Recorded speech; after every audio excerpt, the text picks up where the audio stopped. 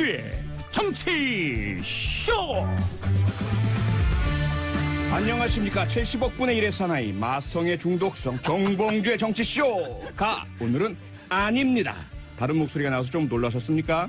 앞으로 일주일 동안 여름 휴가를 떠난 정봉주 씨를 대신해서 쭉 저희들이 진행할 것 같은 예감을 가진 고품격 정치 버라이어티 쇼 진행을 맡게 됐습니다. 네, 근데 저희들이 누구일까 궁금하시는 분들이 계실 것 같은데 한번 알려드리는 그 힌트를 좀 해볼까요? 해볼까요? 네.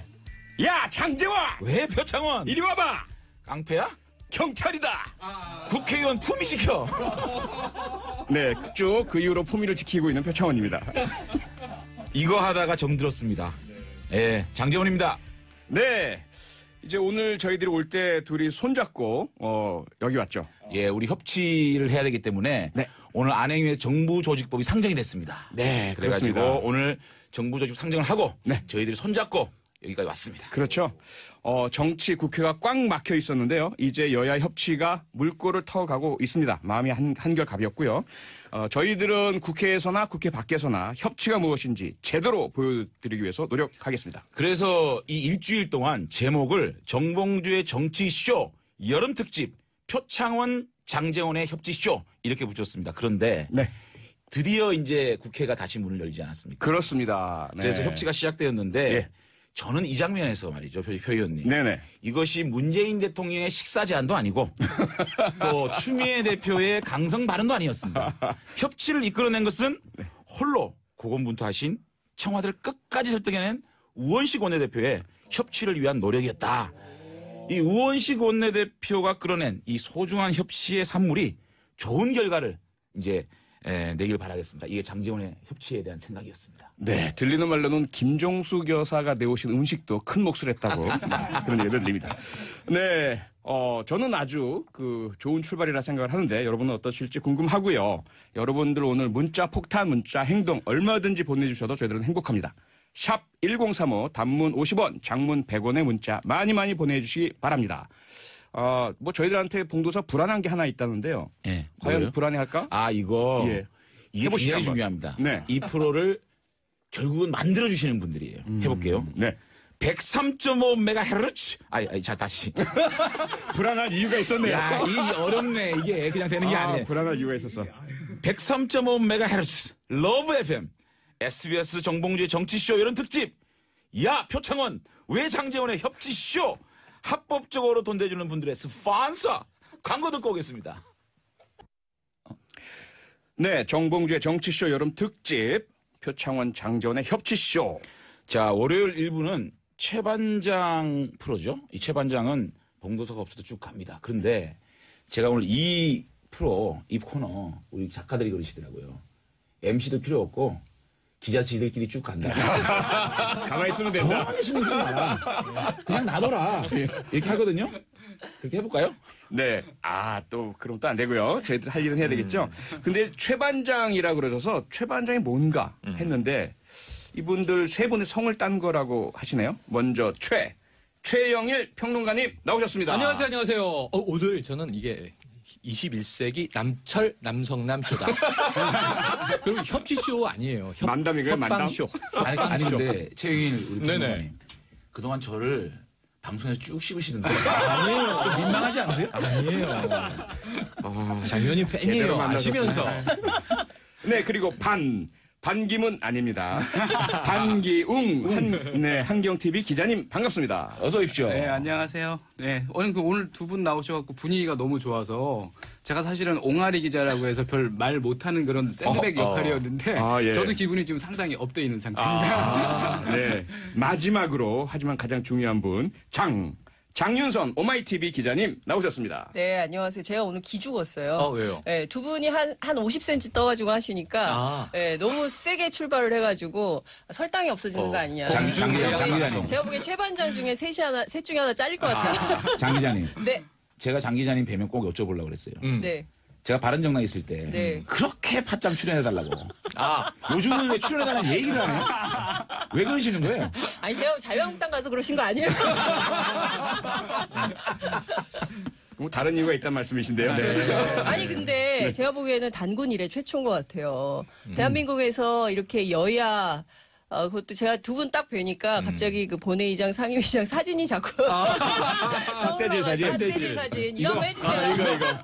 그거 지금 그러니까요. 표현하고 예. 계십니다. 아니 근데 처음에 딱 그 제의를 받으셨을 때 이거 해야 되나 말아야 되나 고민 좀 되셨을 것 같아요. 아니 근데 저는 표창원 의원님이 고민이 굉장히 많이 됐을 것 같아요. 페이스북에 왜 그 이미지 좋은 표창원 의원이 장재원이랑 하냐. 근데 그 댓글에 네. 장재원 의원과 하는 이유를 네. 장재원이 좋다 한마디 해주면 될 텐데 그 얘기를 안 해요. 가만 냅두는 거야 댓글을. 아, 예, 저는 왜 이제- 저랑 해요? 장재훈님 좋으니까. 방송에서. 네.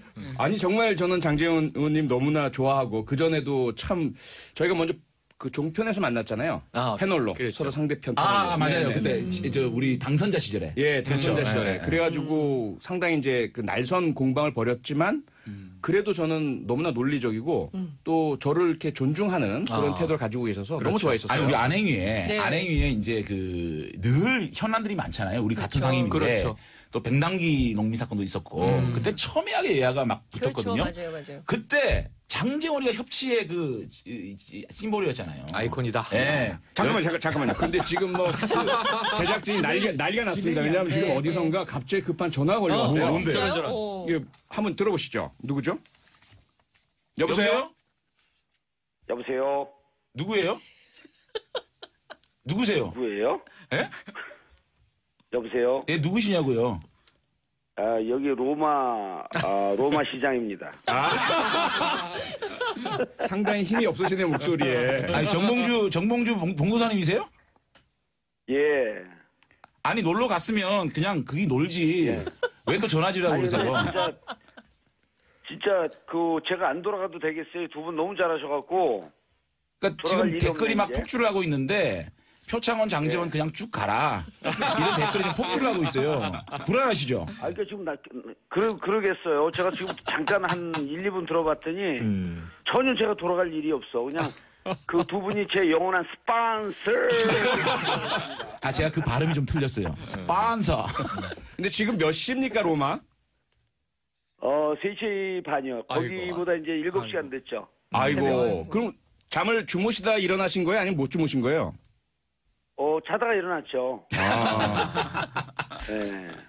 제작진이 근데 그 괴란 짓을 한 것 같아요. 두 분이 너무 잘하셔갖고, 제가 좀 빨리 돌아가야 될 것 같아요. 아니 근데 왜 이렇게 목소리가 떨려요? 목소리를 떨고 불안하신 것 그래요. 같아. 예. 근데 안민석 의원이 독일로 왔다 그러는데 만나러 가신 거예요? 유럽에? 아니, 제가 오고 그 다음날 이제 안민석 의원은 독일로 하면서 제가 떠난 날 자기 독일 온다 그러더라고. 그러더니 수요일이나 목요일 날 또 스위스에서 보자고 커피 한잔 하자고. 아니, 만날 계획이 있어요? 그래서 제가 목요일 날이나 이제 그 스위스 갈 계획이에요. 아, 그럼 오시면 분명히 예. 이 최순실 그 재산 환수할 수 있는 예. 강력한 증거를 가지고 오시겠네요? 안민석 의원은 그렇게 말로는 큰 소리를 치는데 상관은 없잖아요. 그리고 최순실 씨가 그냥 뭐 보통 내기겠어요. 그 재산을 안민석 같은 초선 같은 사선 의원에게 그렇게 쉽게 걸리겠습니까? 예, 수도권 사선 의원인데. 봉도사님. 예. 예, 저희가 일주일 동안 지금 진행을 해야 되는데요. 예. 청취자분들을 꽉 잡아둘 팁 하나만 좀 주세요. 시간도 없는데요. 두 분이 워낙 잘 하실 텐데, 일단 청취자분들을 무조건 소중하게 생각하시면 됩니다. 아, 소중하게. 네. 예를 들어서 1부에서 2부 넘어갈 때 광고 듣잖아요. 네. 근데 말씀은 안 해도 2부 딱 시작할 때 한 7, 8개 광고를 들어준 청취자분들에게 고마운 마음. 그럼 항상 우리가 별 내용이 없는데도 열심히 들어주는 분들. 잘 알겠고요. 잘 알겠고요. 예, 끊죠. 주무세요, 그냥. 여보세요? 네. 그리고 이제 장재원 의원 비판하는 소리가 많을 텐데. 야, 그렇게 또 결국은 로마에서까지 디스를 합니까, 선배님?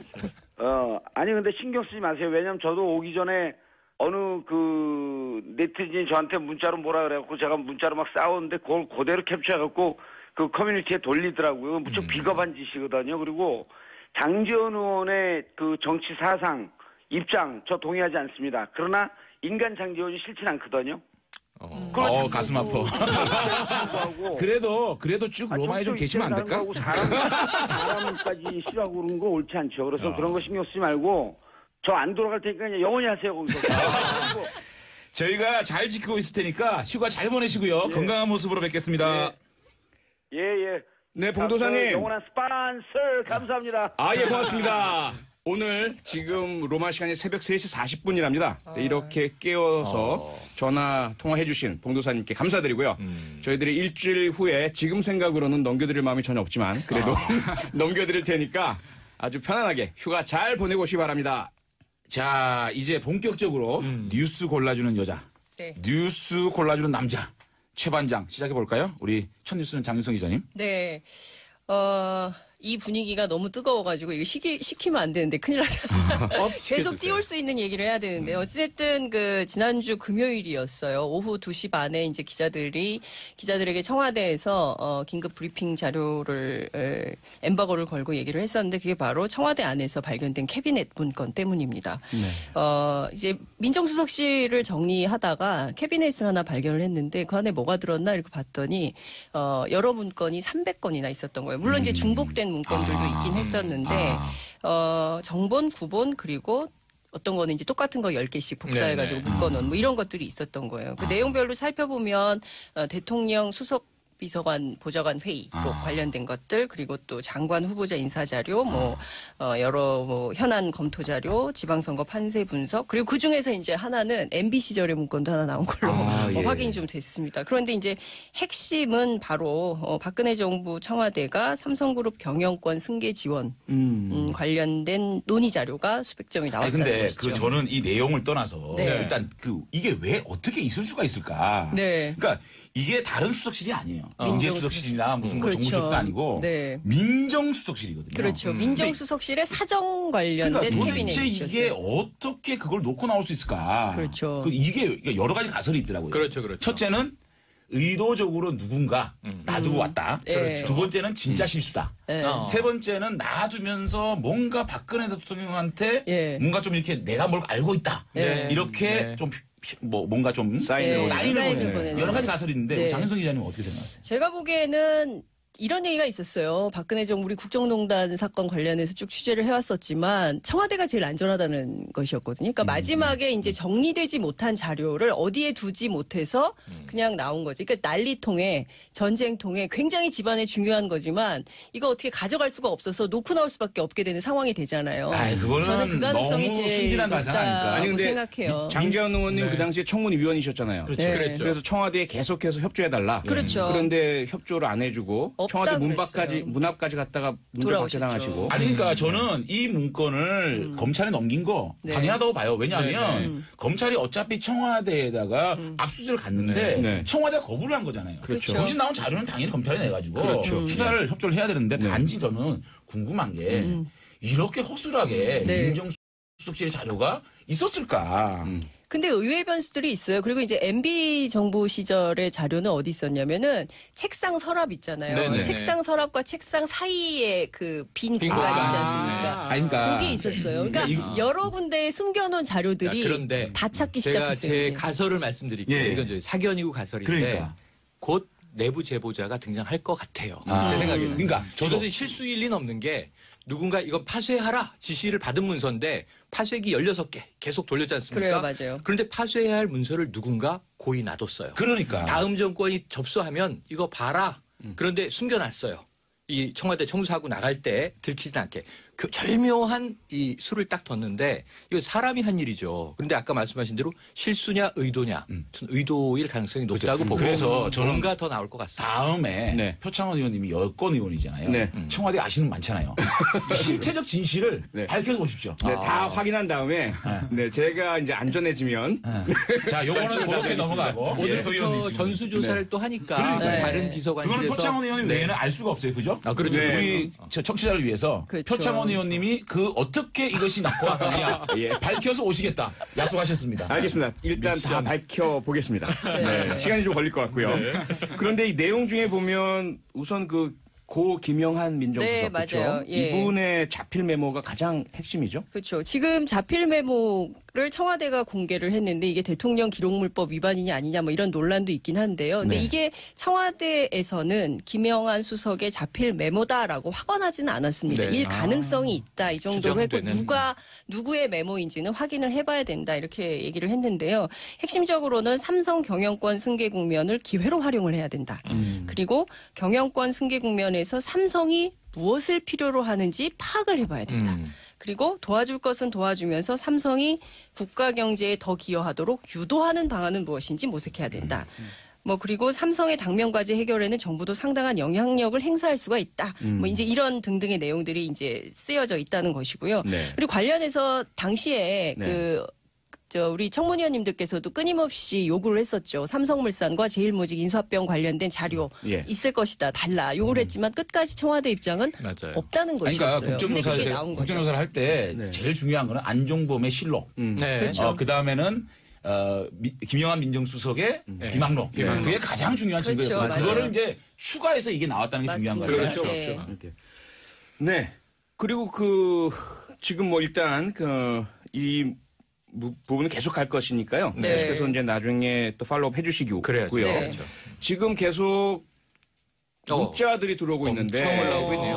문자 네. 폭탄입니다, 이거. 근데 오늘은 이제 뉴스를 할 수가 없을 것 같아요. 이거 뭐 문자 폭탄입니다. 근데 처음 걱정과 너무나 다르네요. 네. 이 대부분의 청취자 문자가요. 장제원 의원님에 대한 응원과 격려로 가득 채워져 있다고 합니다. 오. 장제원 의원님 걱정 전혀 안 하셔도 되겠는데요. 이야. 자, 김범수님, 봉도사가 없는 원원쇼. 원원쇼. 원원쇼가 뭐예요? 장제원. 장제원. 야, 저희들보다 재미지겠네요. 네. 두 분 항상 응원해요. 짝짝짝. 대박 4756님입니다. 대박 크크크. 장제원 표창원 의원님 조합 너무 좋네요. 봉도사님 오지 마세요. 그렇게 될 것 같아요. 오선영님, 정말 현직 국회의원분들이 방송 진행하는 건가요? 맞습니다. 9090님 너무 신나네요. 국회도 표 의원님, 장 의원님처럼 사이좋게 이끌어 나갔으면 합니다. 예, 사이좋게 이대로 하겠습니다. 쭉 가시길 장인 기자님. 네. 근데 네. 그 내용적으로는 이제 그런 것들이 다 밝혀졌는데 네. 이것이 도대체 이제 보수 진영에서 이런 얘기가 있거든요. 도대체 왜 이거를 검찰에 그냥 주면 되지. 네. 굳이 박수현 대변인이 이거 생방송해라. 네. 그래서 이거를 들고 흔들었을까. 그게 이 정치적 의도 아니냐. 네, 라고 자유한국당에서 주장을 하고 주장을 있죠. 하고. 네. 잠깐 유체이탈 하세요. 주장은 하지만 네. 일리가 있다고 봐요. 왜냐하면 네. 이것이 대통령 기록물인지 아닌지도 모르는 상황에서 네, 네. 굳이 이거를 검찰에 줘서 검찰에서 시시비비를 가리는 게 맞는데 네. 굳이 이런 거를 들고 흔드는 재판에 의향을 주든지 네. 아니면 뭔가 다시 국면을 전환하겠다는 생각 아닌가라는 의구심이 사실은 저는 아니, 그거 제가 네. 말씀드릴게요. 네, 저는 저도 그 보편적인- 생각을 많이 해봤는데 네. 이거죠. 박근혜 정권 같으면 그렇게 했을 것 같아요. 그런데 이게 언론 브리핑이 안 나갈 수는 없어요. 청와대에서 이런 게 등장했다, 발견이 됐고. 검찰에 넘겼다. 그러면은 박수현 대변인은 계속 기자들에게 시달려요. 그게 뭐냐, 무슨 내용이 있느냐. 그러면 백브리핑 형태로 쪼개서 이야기를 해야 되는데 이게 훨씬 미스테리를 많이 양산해요. 그래서 이번 청와대는 친절한 설명을 하는 청와대다. 친절한 수현 씨. 그래서 예. 요 정도 얘기를 안 해주면 계속 이 꼬리에 꼬리를 물 계속 의문을 의문과 그렇죠. 한 번 연말에 브리핑으로 그러니까 정리했다. 일단 저는 이렇게 어제 봅니다. 청와대가 보도 참고 자료를 오후에 냈어요. 이런 이제 논란이 이제 불거졌기 때문인데요. 네. 이게 대통령 기록물법상 원본이나 정본은 그 검찰에 넘길 수가 없어요. 그러니까 법상 네. 법상 이 관련된 내용은 전부 사본으로. 아니요. 원본은 이제 대통령 기록관에 넘겼고요. 넘기고. 그리고 이제 복사를 해서 사본을 특검에 넘긴 건데요. 그렇죠. 그러면 청와대가 공개한 자료는 김영한 수석의 메모거든요. 이건 대통령 기록물로 보기 어렵다는 그렇죠. 것이죠. 기록이니까. 그렇죠. 네. 그렇기 때문에 이 누가 필적인지는 필적 감정을 해봐야 알겠지만 아니, 그건 제가 관련된 볼 때 내용은 김영한 민정수석 그 가능성이- 필체가 맞아요. 가능성이 제일 높죠. 거의. 거의 예. 예, 필적 점. 아니 그러니까 왜 공개를 했냐고요. 공개를 이 자료가 7월 3일에 발견이 된 거예요. 월요일 날 정리를 하다가 그래서 이 발견된 문건이 도대체 어떤 거냐라고 내부에서 검토를 한 거죠. 법리 검토를 하고 관련된 내용을 당시에 이제 그 해외 순방도 많이 있었잖아요. FTA 한미 정상회담이 한미 있었죠. 그리고 이제 G20 G20이 예. 있었죠. 아니 그건 시기 문제고. 예, 그럼 그러니까 다섯 어쨌든- 명이 합의를 합시다. 이거는 정치적 행위 맞다. 아니에요? 글쎄요, 정치 당연히 행위일 수는 뭐- 있겠지만 이건 바람직하고 해야 할 아니 근데 정치적 국민들의 네. 알 권리 자, 차원에서 의무를 알려야 오히려 되는 거죠. 줄여드는 그런가요? 방향으로 네. 그럼요. 보수 입장에서의 네. 설명. 설명. 이거는 지금까지 인사의 문제점들 그리고 원전의 문제점들 탈원전. 문재인 정부가 지금 들어와 가지고 여러 가지 정책들이 혼선을 빚는 게 많습니다. 그렇기 때문에 이거를 국면을 전환해서 다시 북정부와 사태의 분위기를 끌고 가고자 하는 정치적 의도가 아닌가? 두 번째. 이 전희경 의원이 했어요. 재판에 영향을 미치려고 하는 정치적 의도가 아닌가? 여기에 대해서 우리 장윤성 기자님 생각. 제 생각에는 어쨌든 특검 입장에서는 이 공소유지를 계속 해야 되는데 결정적인 한 방이 없었는데 이게 이제 단서가 됐기 때문에 수사에는 상당히 영향을 미치고 물꼬가 터질 가능성이 높다고 보고요. 또 다른 측면에서 야 청와대에서 또 이게 나왔어. 그래서 지금 더 알아보겠다는 거 아니에요? 또 다른 네. 캐비넷이 있나 없나? 네. 또 어디에 그렇죠. 무슨 책상 속에 무슨 뭐가 있나 없나? 청와대가 살펴보고 관련해서 종합해서 또 발표하겠다고 했거든요. 어찌됐든 전 정권에서 벌어졌던 수많은 사건들에 대해서 다시 들여다보고 점검하고 다시는 이런 일이 생기지 않도록 할 노력을 할 필요가 있는 거죠. 개인적으로 흥미진진해요. 그러니까 지금 어떤 게 나올지. 전문가잖아요. 전문가. 흥미진진해. 네, 그렇죠. 또 장제원 뭐가 의원- 나올지. 그러니까 어떤 게 나올지. 맞아요. 장재현 의원님은 그 상당히 좀 이중적인 입장이시잖아요. 그렇죠. 당시 청문 의원으로서 뭘 이중적이에요? 일중적이에요? 네, 여기서 이중적은 긍정적인 의미입니다. 네, 그 당시에 밝혀내고 공개하라라고 하셨던 입장이셨고 지금은 또 이제 야당 입장에서 혹시라도 청와대나 또 정부 입장에서 뭔가 국면 전환을 위한 정치 플레이를 하는 것 아닌가 이건 당연한 의심과 비판을 제기해 주셔야 될 입장이고요. 그런 부분들이 좀 있다고 보고요. 다만 여기서 이제 장윤성 기자님 말씀처럼 소위 이제 스모킹 건이 되느냐, 그렇죠? 이 문건으로 인해서 완전히 달라지느냐, 그건 조금 그 전문 증거 아니겠어요, 그렇죠? 근데 이거는 밝혀줘야 되긴 돼야 돼요. 그렇죠. 사실 이런 것들을 완전히 청산하지 않으면 그렇죠. 우리 국민들이 정경유착 맞아요. 이거 고리 끊으라는 게 국민에게 요구 아닙니까? 일부를 마무리해 주셔야 됩니다. 그래 벌써 지금 시간이 우리 빨리 지금 가네. 진행자와 게스트의 입장이 바뀌어 있으니 네. 너무 지금 열이 너무 뜨거워서요. 재밌다 근데. 저희들의 스폰서들의 광고 듣고 2부에서 다시 찾아뵙겠습니다. 채널 고정. 자, 스폰서에 끌려가는 정봉주의 정치쇼 여름 특집. 야 표창원 외 장재원의 고품격 버라이어티 협치쇼 2부 시작합니다. 네, 청취자분들 문자가 쏟아지고 있습니다. 다 소개해드릴 수 없어서 너무 안타까운데요. 몇 분만 소개해드리겠습니다. 0929님, 표 의원님, 장 의원님 두 분의 터지는 꿀캠이 기대됩니다. 더 산뜻한 한 주가 되겠네요. 4756님 잠이 확 깨네요. 장 의원님, 표 의원님 파이팅입니다. 원희 최고. 네, 최정선님, 조용히 듣고만 있었거든요. 근데 너무 웃겨서 문자 보내요. 정치 얘기인데 무게감 없이 편하게 듣고 있어요. 성인호님 대체불가 맞나요? 대체불가 봉도사의 빈자리를 너무 잘 채워주시네요. 표창원 장재원 의원님 그리고 최반장, 최영일, 방기웅, 정윤선 죄송합니다. 장윤선 기자님 케미가 대박이네요. 감정이 담긴 고의적인 자, 이적 디스. 예. 최영일 평론가님이 골라와 주신 그 뉴스 들을 차례입니다. 네네, 이제 뉴스로 돌아옵니다. 네. 지금 실검에 떠 있어요. 예. 최저임금. 네네. 자, 최저임금위원회에서 결정을 했습니다. 자, 2018년도 최저임금은요, 시간당 7,530원. 네. 올해까지가 지금 6,470원이거든요. 그래서 16.4%가 올랐는데 이게 광폭으로 오른 거긴 하죠. 네. 오늘도 업 뉴스인데 2007년 이후로 보면 11년 만에 두 자릿수 인상이 된 겁니다. 11년 만에. 네, 그러니까 한 자릿수로 네. 인상되다가 네. 그리고 인상폭으로 따져도 2001년 이후에 역대급이에요. 16년 만에 16.4%가 올랐는데 2001년이 16.8%. 거기에 이어서 역대 두 번째로 광폭 인상이다. 자, 그런데 문제는 뭐냐면 재계나 노동계 모두 다 반기지 않는 분위기예요. 굉장히 광폭인데도. 왜냐하면 당초 노동계는 1만 원으로 해달라. 네. 그렇죠. 54% 올리는 거예요. 53.6% 올리는 거였고 사용자 측은 2.4% 올려주겠다. 그럼 이제 6,625원. 별로 이제 체감되지 않는 인상폭이었는데 정말 격렬하게 이 밀당을 한 끝에 이렇게 이제 절충안으로 결정됐는데 이게 어떤 경제의 파급 효과를 낼 것인가. 표 의원님 네. 그 지역구에서 예. 지역 관리 하시잖아요. 네.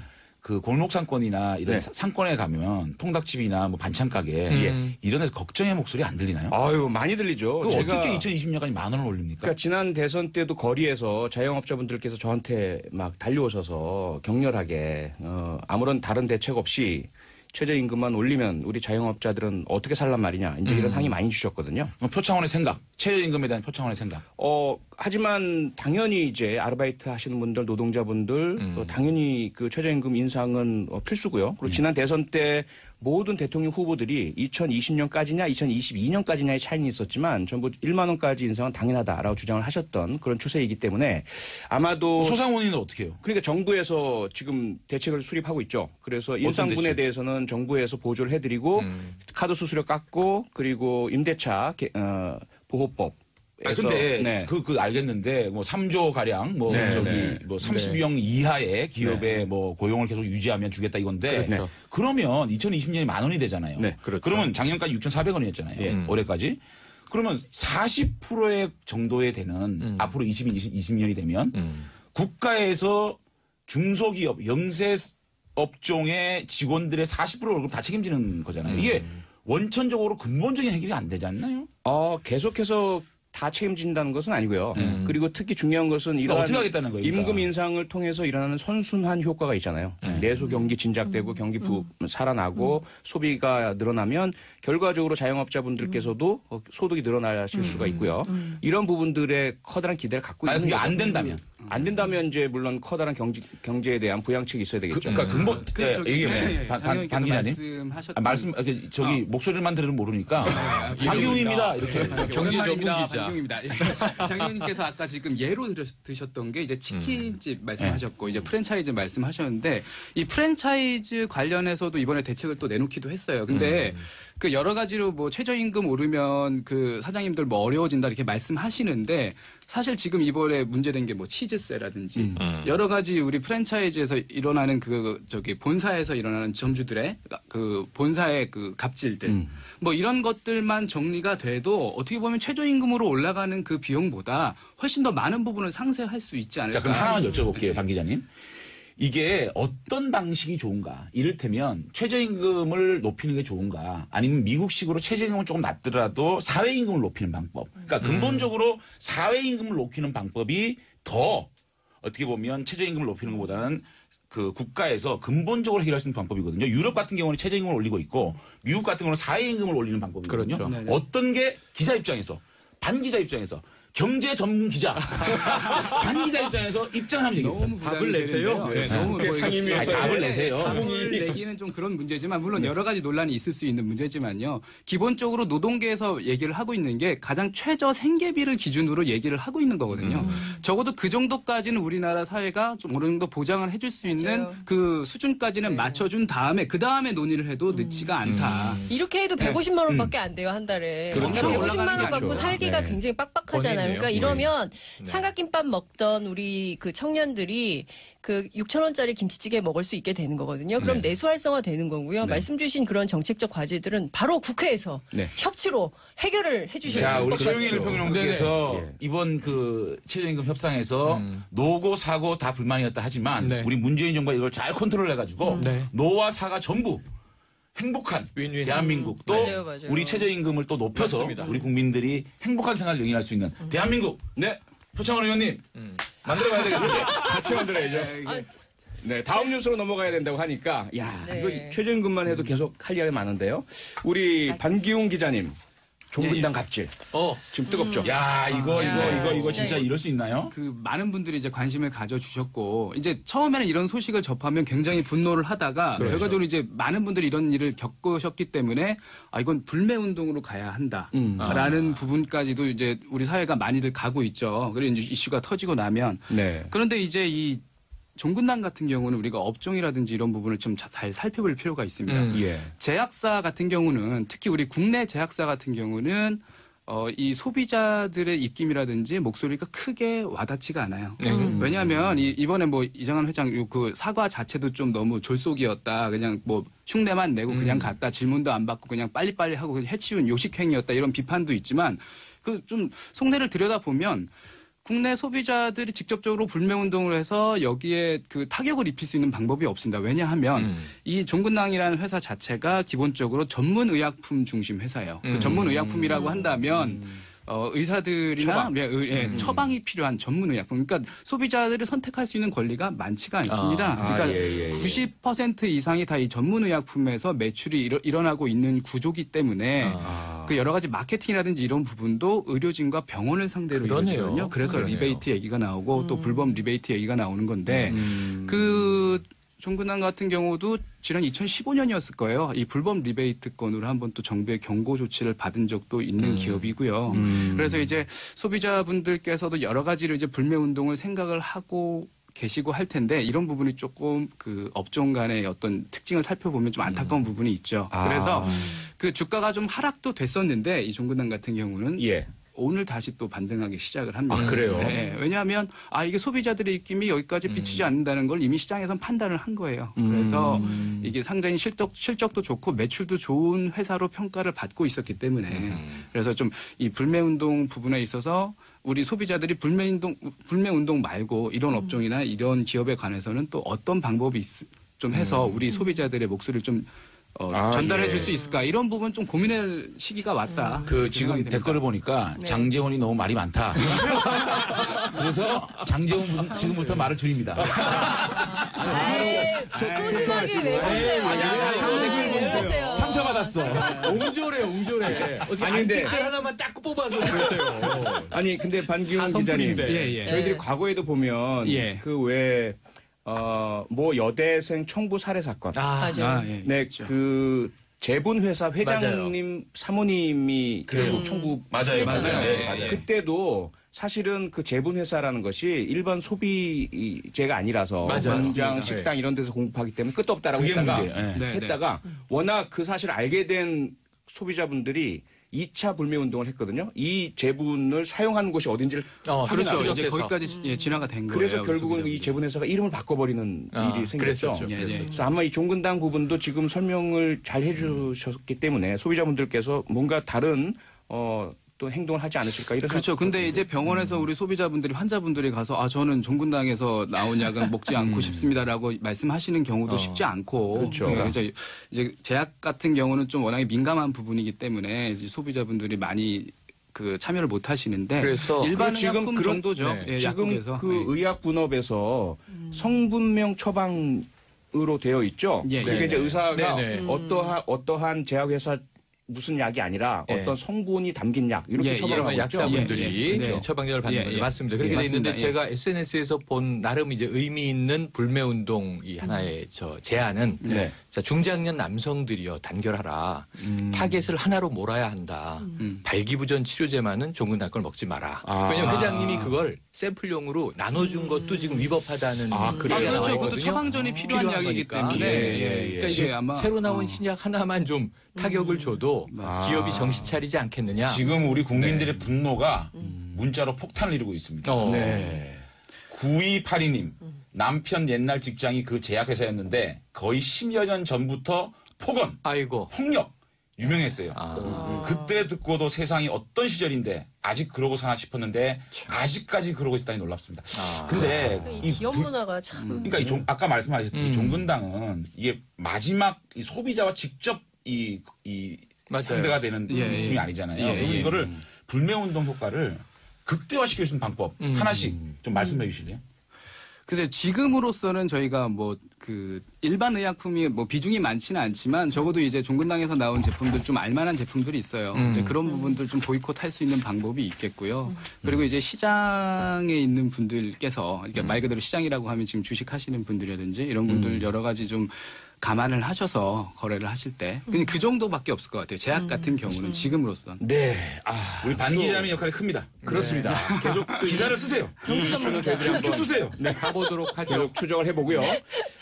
정치쇼에 하실 말씀과 응원, 질문은 언제든지 문자로 보내주시면 되고요. 문자로 보내실 때는 샵 1035, 샵 1035. 단문은 50원이고요. 장문은 100원입니다. 문자가 폭발하고 있습니다. 네. 다음 뉴스는 장윤선 기자님. 네, 네. 청와대 영수회담이 이번 주 수요일 날 왜 안 가시는 거야? 왜? 걸렸어요. 아, 좀 가세요. 네, 딱 걸렸어요. 딱 걸렸습니다. 네, 딱 걸렸습니다. 아니, 근데 여기 정치쇼가 나와요. 그러니까 제가 좀 읽어드릴게요. 예. 홍준표 대표의 주장입니다. 뱁새가 아무리, 여기서 뱁새는 누굴 얘기를 하겠어요? 뱁새가 아무리 제잘거려도 황새는 제 갈 길을 간다. 저들이 본부 중대 1, 2, 3 중대 민주당과 국민의당, 바른정당, 정당을 데리고 국민 상대로 아무리 여기 주제어 나와요. 정치쇼. 정치쇼를 벌려도 우리는 갈 길을 간다. 라면서 안 가시겠다라고 통보를 했습니다. 반정치쇼군요. 저는 오늘 가실 장재원 의원님께 여쭤보고 그래요, 싶어요. 그래요. 왜 안 가세요? 저는 가실 걸로 믿습니다. 종교인가요, 종교? 비싸웁니다. 막 아니 근데 안 가시겠다는 건 좀 불만인데 네. 안 가겠다는 이유는 네. 좀 납득이 돼요. 저희가 18대 국회 때 네. 한미 FTA 때문에 저희가 정말 몸싸움을 해서 한미 FTA 통과시켰잖아요. 그때 지금 표창원 의원이 몸담고 계시는 야당에서 구민주당에서 네. 을사늑약이라 그랬어요. 네. 이거는 대한민국 경제를 죽이고 맞아요. 미국의 경제 속국이 된다고 그랬거든요. 맞아요. 자 그런데 지금 트럼프는 뭐라 그래요? 300만 달러? 네. 아. 300억 불? 네. 300억 불이 지금 뭐 무역 적자가 적자다. 되고 지금 큰일 났다. 미국 쪽의 네. 적자다. 미국 쪽 적자다. 네. 이렇게 얘기하는 데에서 네. 입장 표명 좀 표 의원님이 대신해서 해주세요. 아니 그런데 2011년 이야기를 지금 경찰대 하고 아니야. 그건 안 네. 돼. 왜냐면 그렇게 네. 하자면 뭐 할 말이 저희들은 현재 태산같이 남아있죠. 그리고 네. 우리가 좀 현재와 미래를 보고 국민을 그렇죠. 보는 정치를 해야 될 것 아닌가. 예. 근데 지금 네. FTA만 이슈가 있는 게 아니고요. 네. 오늘 이제 아침 보도가 다 일제히 됐는데 그 군사회담 제의를 하지 않았습니까? 예. 그러니까 맞아요. 이를테면 있죠. 지금 그 7.27 종전협정을 평화협정으로 바꾸기 위한 네. 한반도 전체의 평화 프로세스를 새롭게 세판짜기를 해야 아니, 되는데 그 빠져나가지 마시고. 예. 한미 FTA 얘기 끝내고. 아니 근데 잠깐만. 한미 네. FTA를 그때 그렇게 반대하셨던 네네네. 김진표 현 위원장. 국정기획위원장께서 이거는 미국의 경제적 속국이 된다 그랬거든요. 네네. 네. 여기에 대한 맞아요. 입장은 정리하는 게 맞다. 좋아요. 저는 그렇죠. 그때 제가 격렬히 반대했던 쪽에 있었기 때문에 네. 제가 해명을 드리면 네. 요거 한번 저는 표 의원님 해명 풀었으면 좋겠다. 이게 배지가 있어야 되는 거였어요. 자, 그런데 그 대신 저는 신사협정을 하려면 서로 사과해야 돼요. 막말을 서로 쏟아냈는데 2011년 얘기를 홍 대표가 끄집어내시면서 그때 날 매국노라고 했는데 그때 이제 여당의 대표였죠, 당대표. 당대표였죠. 네, 11년이니까. 그런데 바로 얼마 전 이번 대선으로 돌아가면 선거 전에 제가 상처받았던 말이 친북 좌파 패권 정당이다. 거기에 투표한 국민들이 41%고. 아니, 한미 FTA 얘기하자니까요. 네네. 아니, 2011년 얘기죠.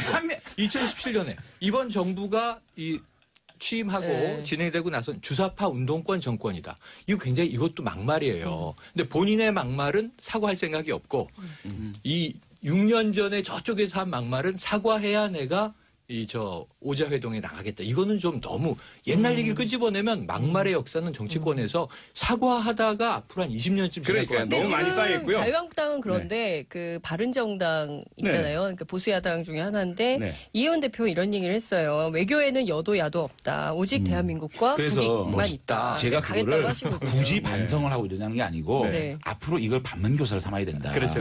야당도 반대를 할 때는 맞아요. 뭔가 국가를 위해서 반대를 해야지 정치적 반대에 이 결과가 이런 거거든요. 맞아요. 지금 트위터 보세요. 이게 FTA 반역자 명단에 아직까지 장정원 있거든요. 이게 아직까지 제가 반역자입니까? 그때 FTA 한 게? 계셨으니까. 그렇죠. 반대하셨으니까. 이런 부분은 일단 한미 FTA 얘기 그만하고. 반역자 명단에서 빼주세요. 결이 같으시네. 예, 그렇습니다. 우선은 두 가지잖아요. 하나는 서로 간에 사과할 네. 거 사과할 필요가 있다. 저 동의합니다. 다만 이제 현재 한미 외교 관계를 본다면 우리가 또 그 부분을 너무 잘된 FTA라고 해버리면 미국 측에서 개정하지 않는데 명분을 줄 수가 있거든요. 그렇죠. 뭐이 부분은 같이 나중에 협치를 해보시고요. 일단은 영수회담 네. 전망 각각 우리 장윤성 기자님. 저는 어쨌든 자유한국당의 홍준표 대표가 꼭 오셨으면 좋겠고요. 오셔서 다 같이 저는 굉장히 중요한 역사적 국면에 있다고 생각하고요. 남북관계의 새로운 비전과 돌파구를 만들어야 그야말로 우리의 젊은 청년들의 비전도 일자리도 여러 가지로 경제적 비전도 생기는 거니까 네. 좀 여야가 협치를 해서 좀 네. 만들어 나왔으면 좋겠어요. 최영희 평론가님 전망. 네. 저 전망은 전 잘 풀릴 것 같아요. 안 나가시면 홍 대표와 자유한국당, 제1야당이 왕따가 되는 거예요. 근데 이게 셀프 왕따예요. 누가 안 부른 게 아니라 불렀는데 잔치집에 안 간 거니까. 그렇죠. 그래서 이제 얼굴 붉히느니 안 가겠다는데 만나서 얼굴 붉히는 게 훨씬 나을 아니 수도 안 있죠. 가는 걸 비판하지 마시고 전망을 하시라니까. 왜 자꾸만 비판만 하세요. 전망을 하니까. 장기현 의원님, 홍준표 대표랑 화해하신 거예요? 아닙니다. 어떻게 되세요? 의원님의 전망. 저도 잘 될 것 같습니다. 네. 자, 홍준표 대표님 여기서 만장일치로 나오시라고. 청와대 가시길 부탁드립니다. 가세요. 멋지세요. 다음 뉴스. 네. 최영일 평론가님, 네네. 국제뉴스죠? 아니 저 국제뉴스인데요. 네. 이게 이 트럼프 대통령 탄핵될 것이냐. 어. 지금 트럼프 주니어 장남이 예. 러시아 여변호사를 만나는 것 때문에 미국이 시끌시끌한데 이 자리에 로비스트가 배석했다 이런 뉴스인데 네. 남의 나라 얘기잖아요. 네. 그래서 좀 방 기자님한테 좀 마지막 뉴스 될 텐데 기회를 양보해서 그 원전 관련 뉴스를 원전 관련 다뤄보면 좋을 것 뉴스에 같아요. 네. 하나만 하고 네. 1분만 하고 네. 이 중국권에 지금 이게 맞아요. 정말 네, 엄청난 맞아요. 그것 때문에 청주 지금 아마 두 22년 분이 만에. 돌아가셨죠?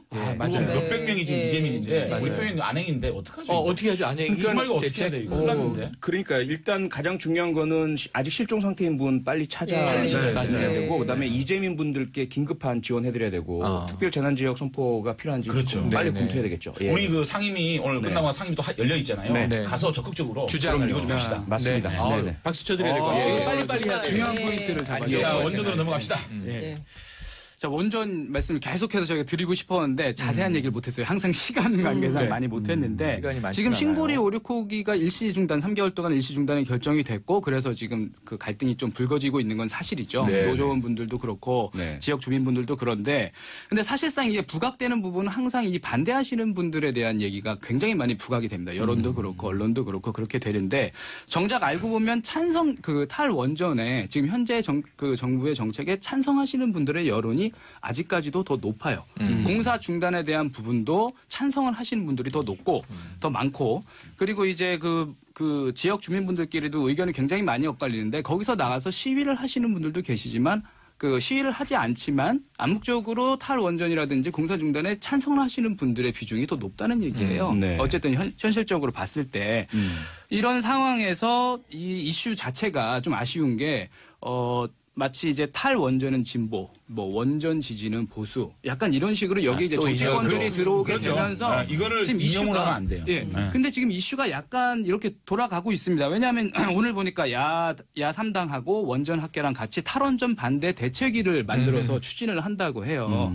그럼 이 얘기는 뭐냐? 그동안 원전 학계에서 계속해서 어느 정도 이해관계가 얽혀 있는 분들이잖아요. 네. 이분들은 계속해서 반대를 해왔는데 이분들과 야당이 또 같이 의견을 같이 해서 반대를 하겠다. 공식적으로 이게 말씀을 하신 상황이거든요. 그러면 이게 말 그대로 아까 장 의원님께서 말씀하셨던 부분과 전혀 다르게 정치적인 이슈로 넘어가서 예, 이게 좀 이념 문제로 불거질 수가 있다라는 부분이 제일 우려가 되고요. 사실상 지난 대선 그 공약을 좀 살펴봐도 바른정당도 그렇고 국민의당도 그렇고 예, 자유한국당도 그렇고 탈원전에 대해서는 기본적으로 방침이 같았습니다. 같은 목소리였죠. 같은 전부 다. 목소리였어요. 네네. 근데 지금 와서 그 이제까지 그 공약이라든지 그 방침 자체가 항상 일괄되게 가다가 지난달부터인가요? 계속해서 좀 삐걱이고 있거든요. 그리고 자유한국당에서 또 어제 자료를 냈어요. 이게 또 좀 4대1로 가는데 허무맹랑한 자료가 나왔어요. 제가 말이 많을 수밖에 없는 게 4대1이에요. 그렇죠. 얘기하세요. 뭐든지 4대1인 거야. 내가 이 접근 났는데 어쨌든 이게 민심입니다. 장 의원님.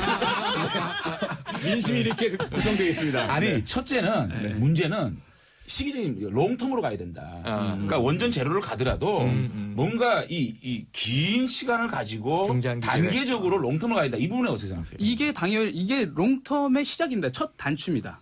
이게 만약에 신고리 569개를 우리가 당장 뒤집어 엎는다. 이게 지금 성급하니까 빨리빨리 엎어야 된다. 이게 아니라 이거를 시간을 더 주게 되면 앞으로는 더 이거를 뒤집어 엎지를 못해요. 되돌릴 수가 왜냐하면 없으니까. 되돌릴 수가 없습니다. 예, 일단 중단하고. 예, 일단 중단을 하고 따져보자 거기서 이거죠. 이제 시간을 갖자는 얘기인데 지금부터 나오는 얘기들이 계속해서 어제도 지금 아까 지금 말씀하다가 못했는데 이번에도 뭐 12조 넘게 뭐 전기요금이 또 뭐 인상이 된다든가 뭐 이렇게 비용이 또 확진되지 추가된다든가. 않은 예, 그러니까 이제 가짜 뉴스가 여러 가지 시나리오를 갖다가 짜 맞춰서 최고로 많은 비용이 나는 그 자료를 만들어서 계속해서 내고 있는 거예요. 그러면 국민들이 좋은 얘기도 하루 이틀인데 이런 네. 식의 얘기를 계속해서 듣다 보면 여론이 표현님, 네. 죄송합니다. 네.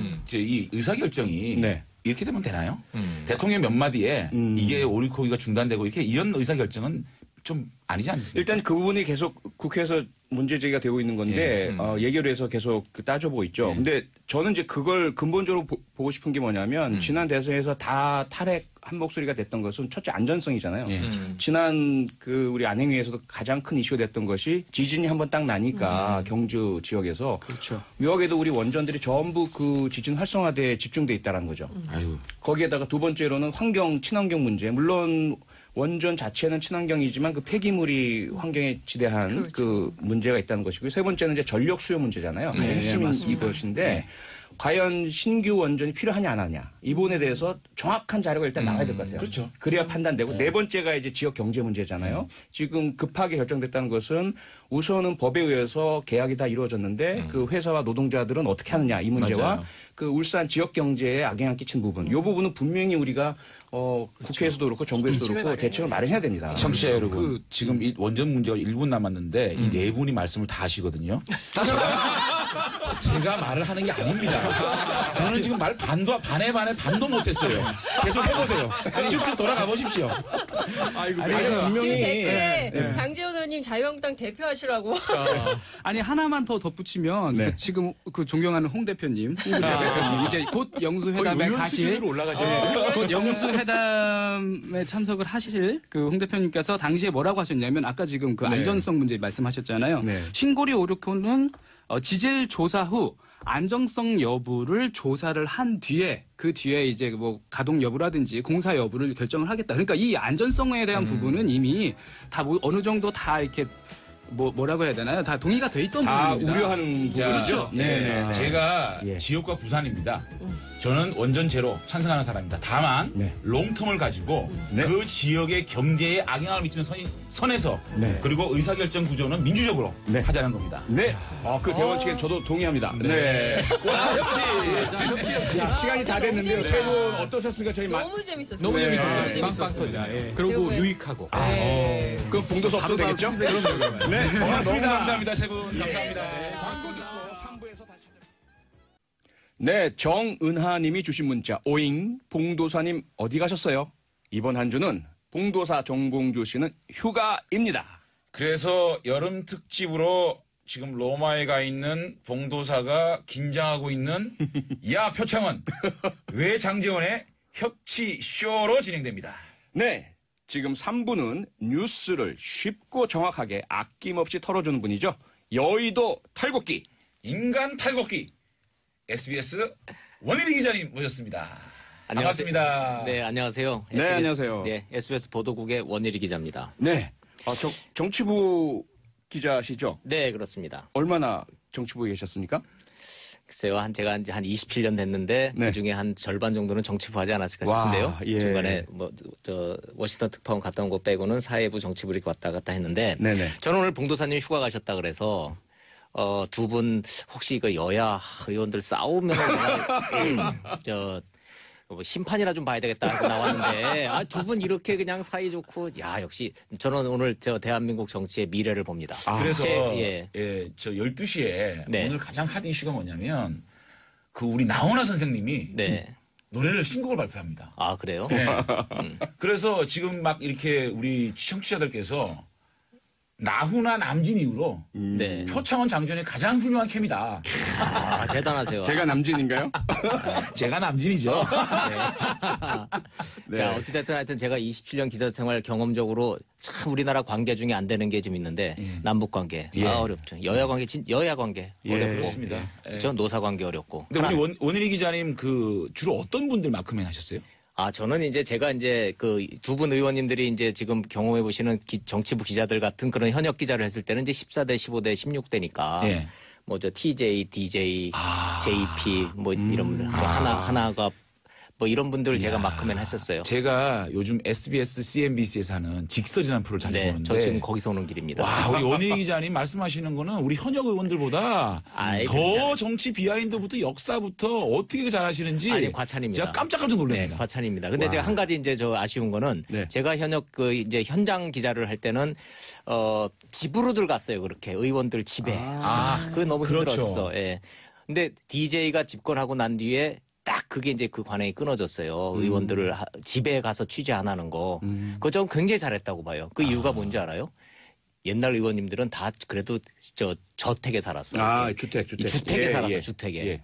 근데 좀 어느 순간부터 보니까 의원님들이 다 아파트 생활을 하기 아파트죠. 시작하시는 네. 거예요. 그래서 아파트는 기자들이 수시로 그렇게 밤으로 낮으로 그냥 새벽에 가서 그렇게 거기 죽치고 앉아서 밥 먹고 같이 하기가 좀 이제 힘든 구조잖아요. 그렇죠. 네, 주변 이웃분들께도 큰 피해가 저희 되고. 아버지가 민폐죠. 80년대 정치를 하셨는데 네, 그때 그러셨죠. 여당의 정치기장을 하셨는데 네. 그때 저희 서초동에 살았거든요. 네. 그때 저희 어머님이 아침 새벽에 네. 드럼통으로 미역국을 끓였어요. 아이고. 맞습니다. 그러니까 서초동 예. 미역국이다 네. 이러셨거든요. 근데 요즘은 그런 것도 있는 것 같아요. 그런 것 아파트 부분도 있고 라디오라는 이런 매체가 있기 때문에 아. 사실은 그 중진 정치인들이 라디오를 통해서 네. 직접 그 정견을 발표할 수 있는 이 공간이 생겼잖아요. 네. 그래서 사실 대변인들이 할 일이 없어요.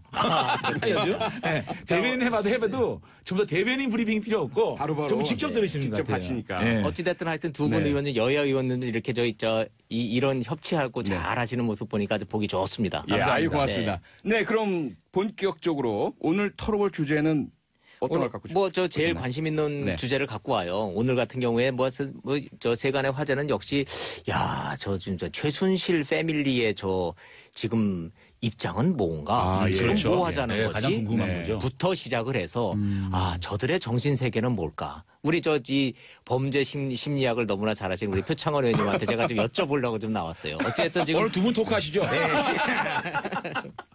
진행되는 것만 딱 놓고 보면 딱 한 단어밖에는 기억이 안 나요. 네. 각자 도생. 각자 도생. 네. 부모도 필요 없고. 네, 엄마, 딸, 네. 조카. 지금 재판 진행 중인데 지금 이제 굉장히 지금 그 흥부를 좀 가라앉히고 차분하게 우리가 지금 재판을 좀 지켜보고 있잖아요. 네. 8월 2일 날이 결심 공판인 거 아세요? 압니다. 네. 거기에서 지금 그리고 이제 지난 주말에 청와대에서 또 문건 하나 또 튀어나왔잖아요. 네, 네. 이게 이제 좀 이따 우리 얘기를 해봐야 되겠지만 이게 이제 증거가 될지 안 될지 이게 이제 재판에 어떤 영향을 끼칠지 굉장히 지금 예민한 상황에서 네. 정유라의 저 깜짝 출석과 정유라의 저 아니 발언. 잠깐만 여기서 하나만요. 네. 과연 청와대 문건이 증거가 될 수 있을까요?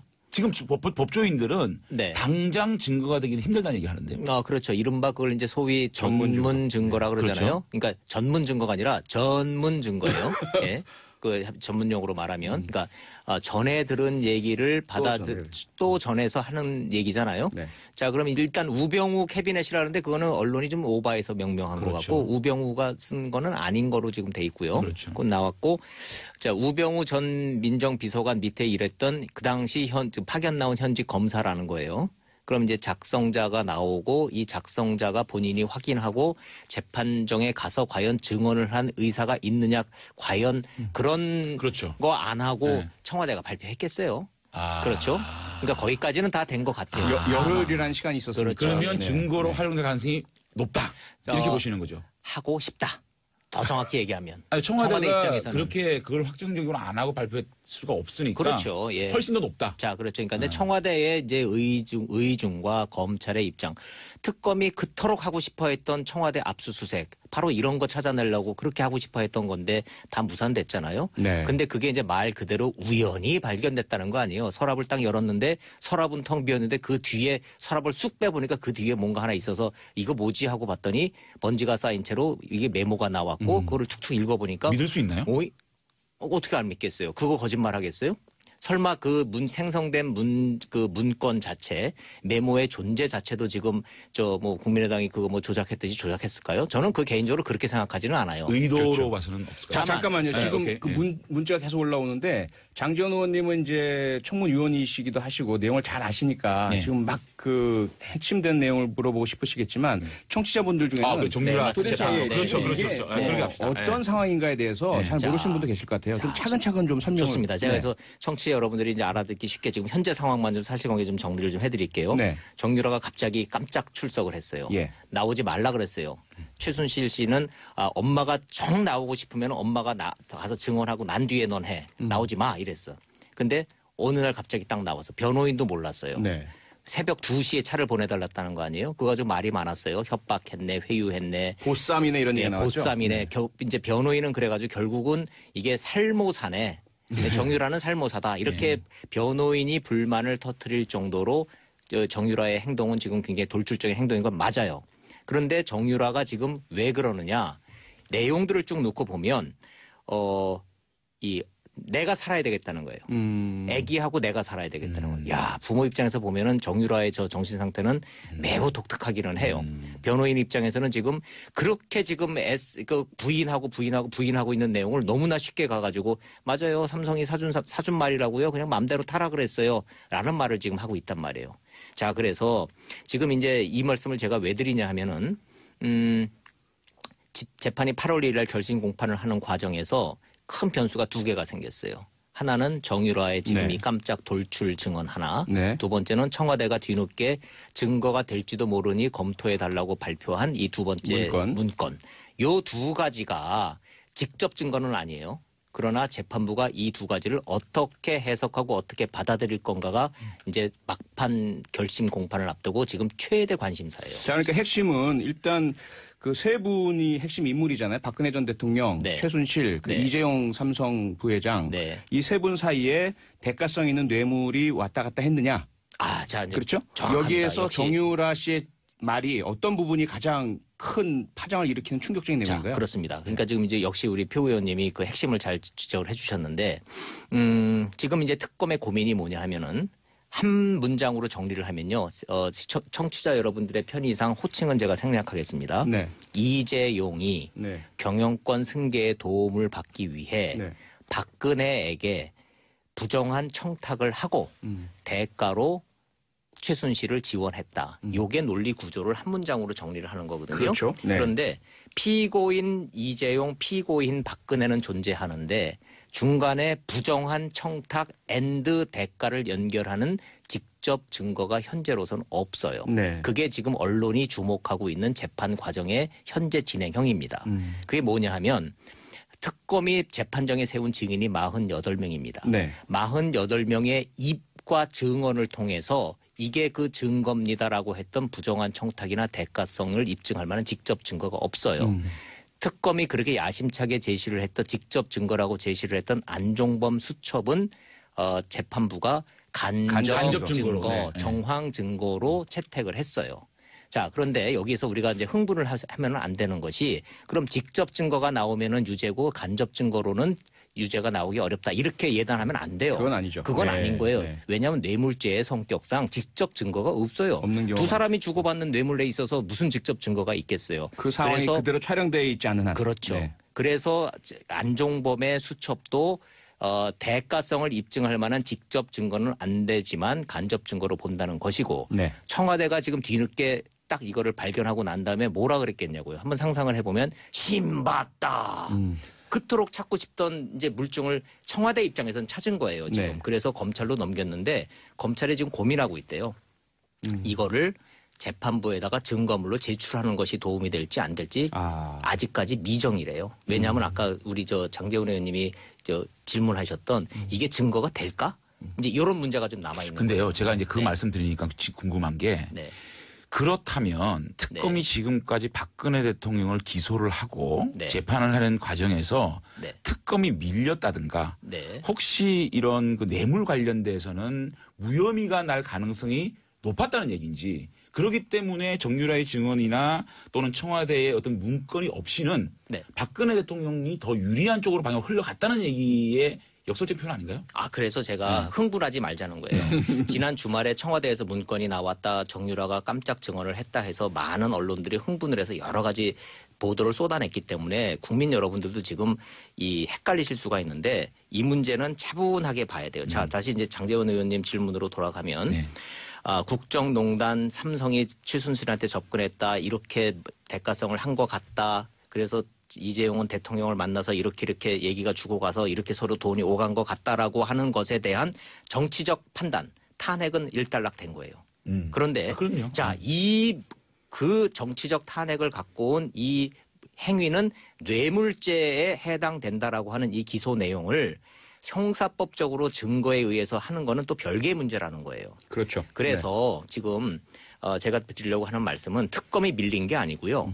자, 사실관계만 딱 정리를 해드리면 특검은 안종범의 수첩을 직접 증거로 제시를 했어요. 네. 재판부는 그걸 받아들이지 않았단 않았습니다. 말이에요. 네. 그런데 간접 증거로는 인정을 했어요. 네. 자, 그러니 유죄다 무죄다를 지금 예단하는 거는 100% 틀립니다. 맞습니다. 지금 저는 제가 언론의 입장에서 말씀을 드리면 재판부 스스로도 갑론을박 중이고 3명이 하거든요. 재판부도 엄청난 중압감속에 지금 고민하고 있는 단계인 거지 직접 증거냐 간접 증거냐가 결정적인 요인은 아니라고 보는 게 맞는 것 같아요.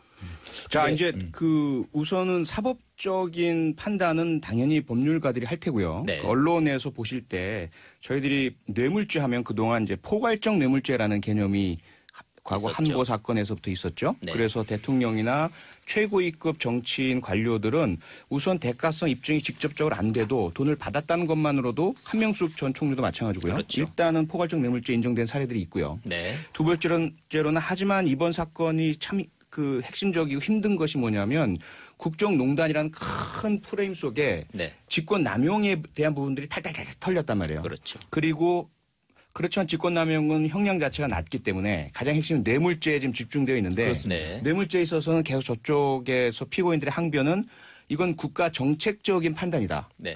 그 삼성에 대한 지원도 그렇고 면세점 부분도 그렇고 그다음에 이제 K 스포츠 뭐 미르재단 이런 부분에 대한 사실관계는 다 드러났는데 네. 이 부분이 그래 직권 남용은 인정될 수 있어 강압 좀 했어 그렇지만 이것이 내가 뭔가 이득을 얻기 위한 뇌물은 아니야 네. 이런 부분에 있어서 그 대가성을 입증하기 위한 노력들이 계속 되는 그렇죠. 것으로 보이던데 그렇죠? 그렇죠. 그래서 제가 이제 표 의원님 말씀 조금만 더 연장을 시켜보면 네. 이게 정무적으로 봤을 때 네. 직권남용 부분은 우리 국민들이 인정을 해요. 네. 그런데 많은 국민들이 네. 일부 우리 보수층의 국민들은 네. 자 박근혜 대통령이 이런 그 뇌물죄가 없다면 그게 큰 죄냐라는 얘기까지 나오고 있거든요. 과연 네. 이것이 뇌물죄가 무죄로 났을 경우에는 네. 탄핵까지 당해야 될 것이냐라는 질문이 있거든요. 네. 그게 굉장히 중요하거든요. 그렇죠. 그렇다면 네.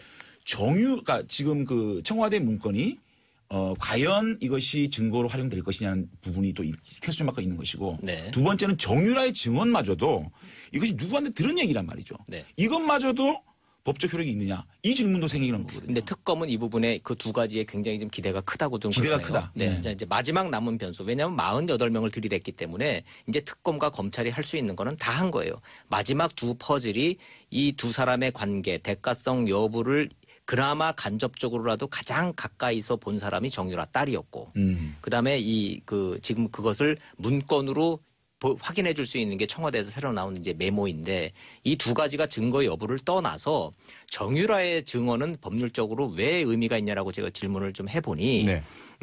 삼성이 나를 지원을 해줬고 삼성이 사준 말은 네 거나 마찬가지라고 말을 하는 것이 대가성으로 인정된다라는 그런 포괄적 뇌물죄의 유의미한 증언이다라고 특검은 주장하고 있는 것이고 변호인 쪽에서는 아니 쟤는 원래부터 아무 생각 없는 애라니까요. 저 뭔지 모르고 갖고 학교도 가기 싫었는데 갖고 엄마가 시키는 대로만 하고 아니 그래서 구속도 안 됐는데 지금에 와서 막 돌출 행동 발언으로 막 떠드는 게 무슨 법률적 의미가 있습니까라고 지금 항변을 하고 있다는 상황인 이제 거예요. 잠깐만요. 그 증인의, 지금 예. 밖에서 문자 소개하라고 난립니다.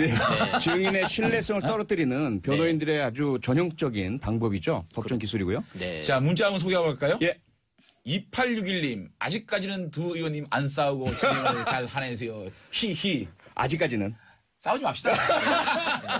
네, 자, 노력하겠습니다. 구자균님, 네. 표창원, 장재원 정치계의 태진아 성대가 너무 찰떡이네요. 킥킥킥. 네. 협치쇼 말씀대로 정의의 아이콘 두 분이서 진짜 협치 보여주시길. 예, 고맙습니다. 이 문제 워낙 지금 그 복잡하기도 하고 중요하기도 하고. 그래서 그리고, 기자의 네. 촉 네. 우리 원일이 기자님의 내공으로 봤을 때 네.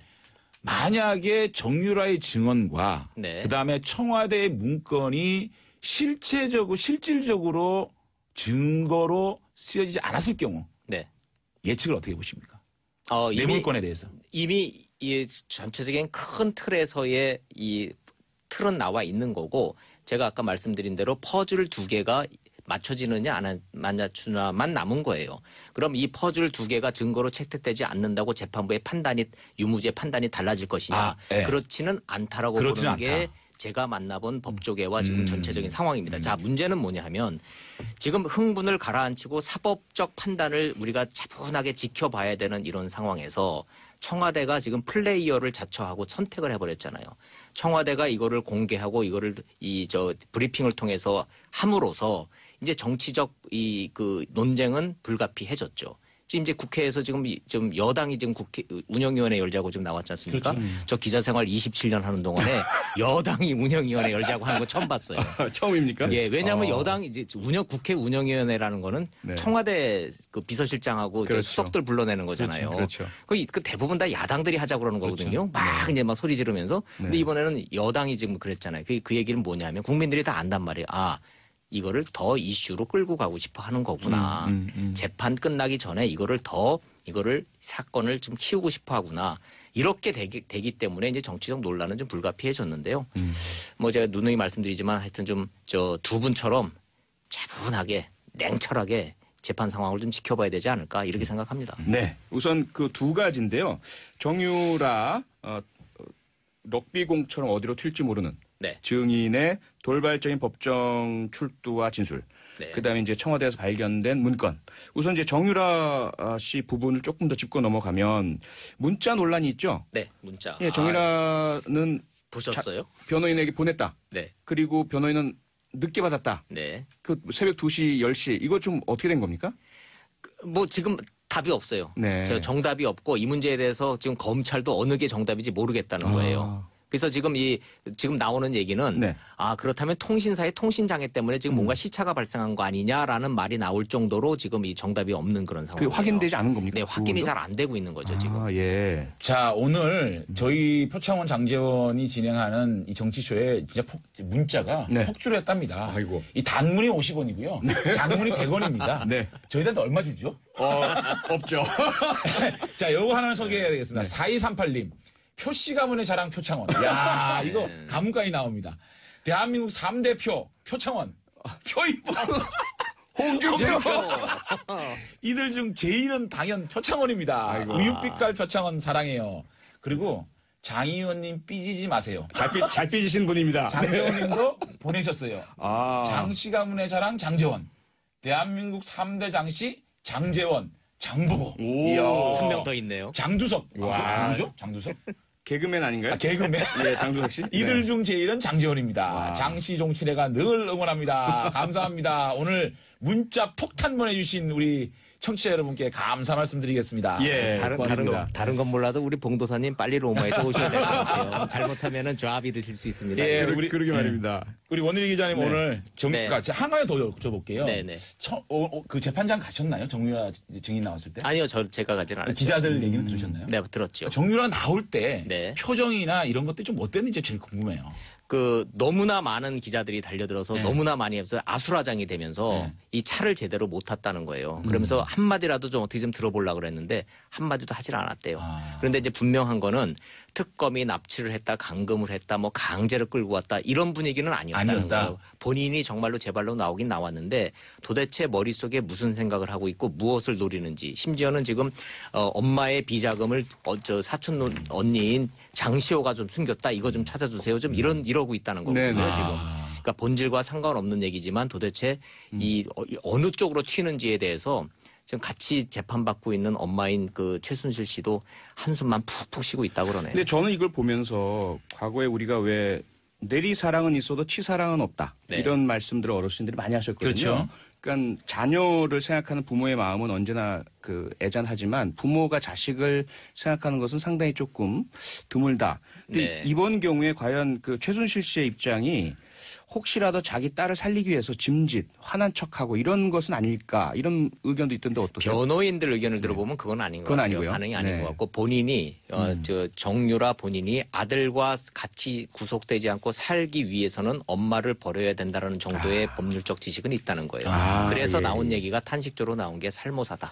근데 변호사들은 사임까지 하겠다 그러고 있고 네. 정유라의 아버지는 또 설득을 하고 있다 그러는데 정유라가 다시 증언을 바꿀 가능성은 있다고 보십니까? 가능성도 있죠. 있습니까? 예, 왜냐하면 아버지까지 나섰기 때문에. 근데 정윤회 씨가요, 의외로 정유라하고의 그런 이게 친밀도가 없어요. 네, 그렇다 그러더라고요. 예, 그렇게 그런 게 알려져 없기 있었죠. 때문에 네. 아버지가 뭐 설득한다 그래서 뭐 바뀔 것 같지는 않은데 뭔가 지금 이 다른 이 속사정은 좀 있어 보인다는 거죠. 네, 지금까지 우리 그 여의도 탈곡기 SBS 원일희 선임 기자님과 함께했습니다. 오늘 너무 감사합니다. 감사합니다. 계속해서 좋은 소식 많이 전해주십시오. 두 분의 방송 아주 잘 듣겠습니다. 감사합니다. 고맙습니다. 감사합니다. 네. 고맙습니다. 저희도 어느덧 인사드릴 시간이네요. 장 의원님 오늘 첫 방송 어떠셨습니까? 너무 재밌었는데 제가 너무 재밌다 보니까 네. 좀 우리 청취자들이 들으실 때 좀 오버하지 않았나라는 또 비판이 있을 것 같아서 걱정이 됩니다. 뭐 비판을 주실 수 있지만 제가 네. 봤을 때 장지원 의원님 최고였습니다. 정말 표창원 의원님 최고입니다. 이래도 되나요? 네, 너무 감사하고요. 그리고 오늘 저희들이 처음 해봤는데 부족한 점이 있으시면 많이 좀 지식도 주시고요. 예. 응원 격려 주시고 문자 쏟아내 주시기 바랍니다. 계속해서 우리 그 정치쇼에서 일주일 동안 우리 든든하게 네. 우리 표창원님이 지켜주십시오. 네, 고맙습니다. 오늘 저희 여기까지고요. 정봉주가 없는 정봉주의 정치쇼. 앞으로도 없을 것 같은 정치쇼. 네, 여름 특집 표창원.